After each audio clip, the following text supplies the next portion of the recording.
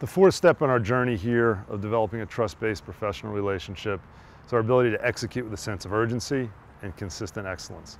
At the end of the day at Valleycrest, we get paid for getting it done. That's what we do. And when the rubber meets the road, we've got to show that we do it great every time.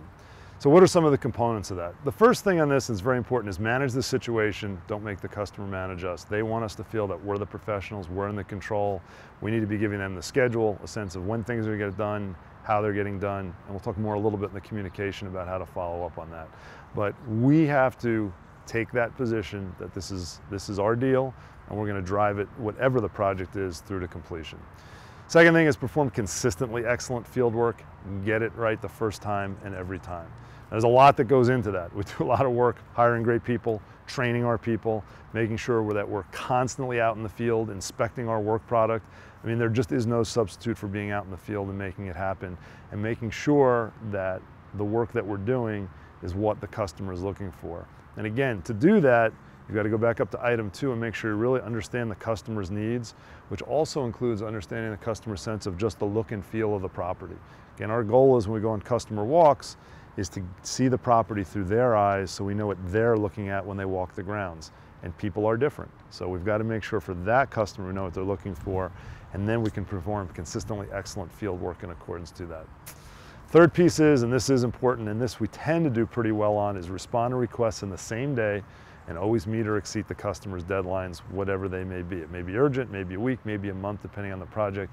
Understand exactly what they are and make sure you come in at least on that, if not a little bit ahead. Not everything is urgent, and that's part of the conversation and teamwork you develop with the customer, right? But make sure you're very clear, but make sure you get back to people right away. But one thing I'm very pleased about in our customer sat surveys is we really do pretty consistently get high marks for being responsive when our customers call, and I think it's because we have an innate desire to serve and an innate desire to solve problems, so I feel good about that.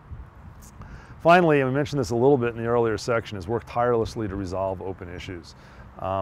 Again, we may feel like we have communicated to the customer and we're waiting on them, but they're busy people, they have a lot on their minds, and they may not exactly realize all the things that are open. It's part of our responsibility to make it easy for them. What's an example of that? I remember several years ago, we were working with a high-end retail center, and I got the call that things weren't great. I went to see the property manager, and she hammered me for the fact that this problem wasn't taken care of, this problem wasn't taken care of, this problem wasn't taken care of, this problem wasn't taken care of. We went on a walk of the property, and it was, on the face of it, pretty painful. I was relatively new to the situation, so I did not have the history. So of course what I did when I got done with the meeting, called the branch manager up and tried to get a little bit of the history, and the branch manager's reaction was, wow, we've proposed solutions to all of that, but the customer hasn't done anything.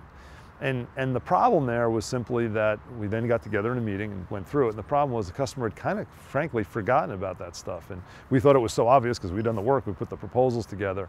What we hadn't really done is put in an effective review process to say at the end of each month, let's go through the open proposals. Is there anything you want to do with these? Are these the right proposals? Do we need to propose something different?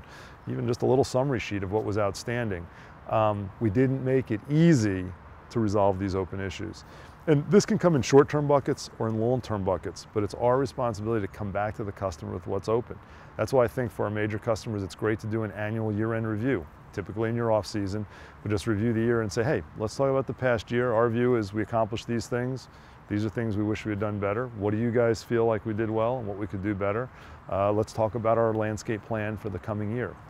Partner with the customer to think about what's open, what's around the corner, and keep closing those open issues. When we're driving that, we're going to be much better suited. So many times I get involved in an upset client situation. We've done a lot of the right things, but we left open issues open. So at the end of the day, it's about getting it done. It's about executing with a sense of urgency and consistent excellence. Make sure every time we put the Valleycrest name on it, it's up to our standards and professional standards for the quality of work.